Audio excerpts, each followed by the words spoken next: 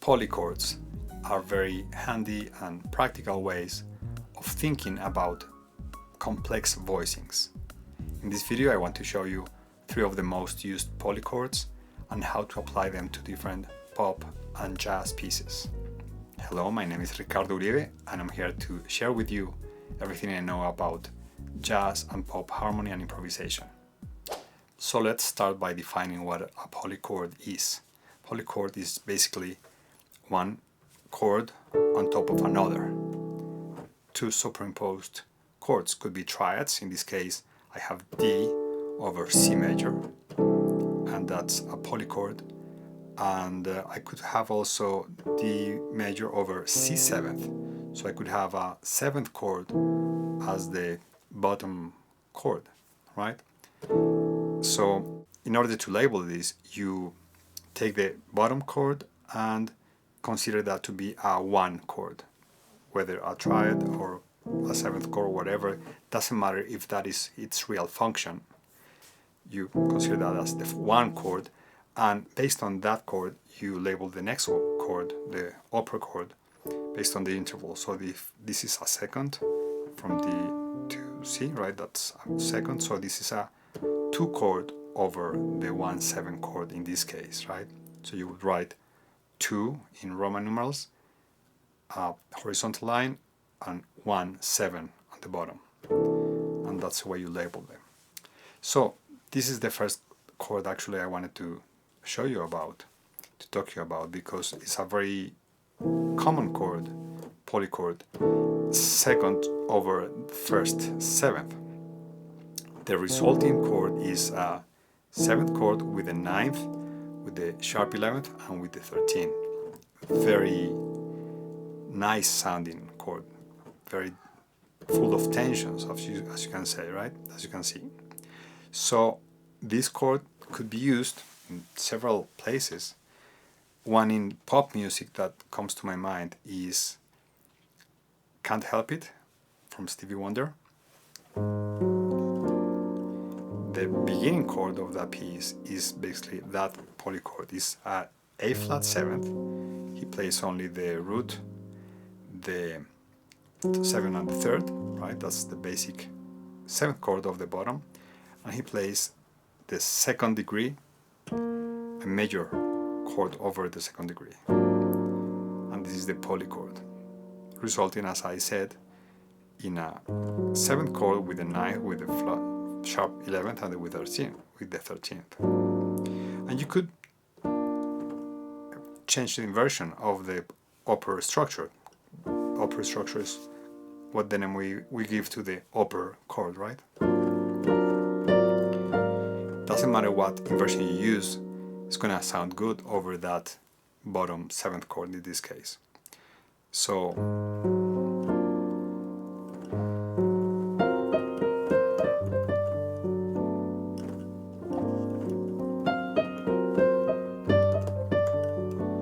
you see, very nice sound for this voicing. Another example, another use of that polychord is when you have tritone substitutions. In that tritone substitution usually works very well. For example, autumn leaves. Let's say you're preceding the next chord, which is F7, with G-flat 7th. You could do that, right? That's a tritone substitution or a tritone addition. That's an insertion of a chord. So on that G-flat 7th, you could use that same polychord. So you think of, you see that G-flat and build a major chord over A-flat, 1 major 2nd above. So here's your A-flat major over your G-flat 7th. That sounds very nice. I'm here completing the doubling the 5th of this chord, right?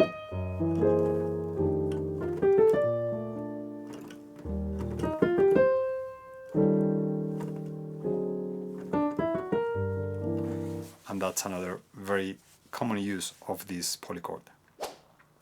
Okay, let's go to the second polychord. very nice as well is this 1/7 is the lower structure, and the upper structure is the 6th degree, a major chord on the 6th degree.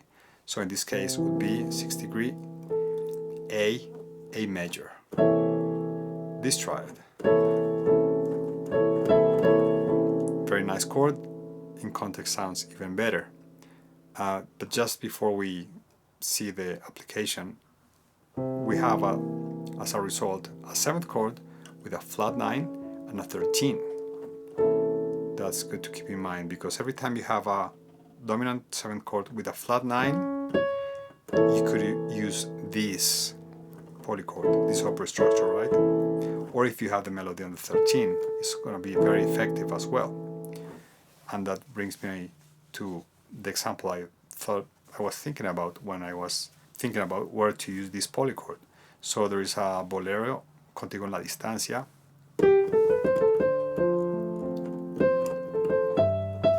G7 with the 13 on top.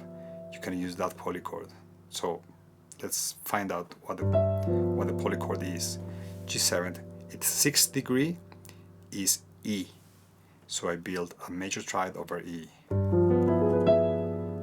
You see, very nice sound.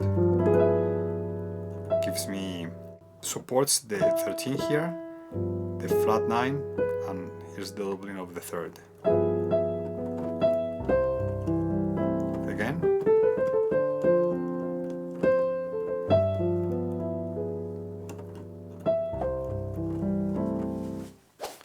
And now let's go to the final polychord I wanted to share with you today, which is over a minor chord.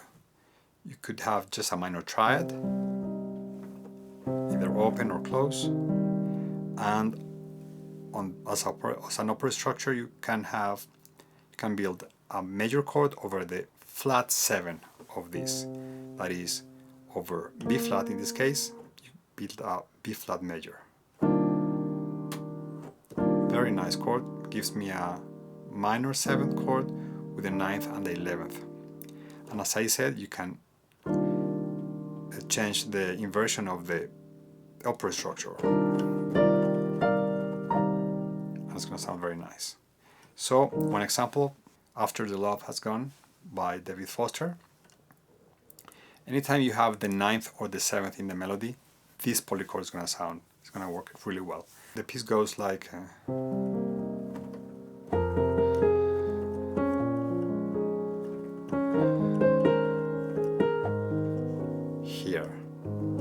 You see that voicing? I just did the triad in my left hand, A flat minor, and I'm doing the polychord over the flat 7th. The flat 7 is G flat, right? I build a major chord over B flat, and I can invert it. Actually, I do invert it so the melody remains as the top note.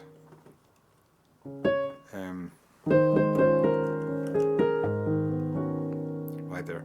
I could do the full 7th chord in my left hand, and actually it sounds even nicer.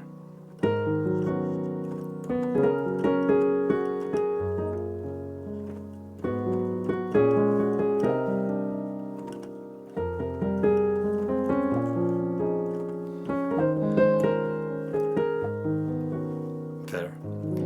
I just love that sound, so I saved that best for last. I hope you liked it. Let me know in the comments if you find polychords useful, and if you want to learn something about stride piano, I'll leave you a video that I did on that topic.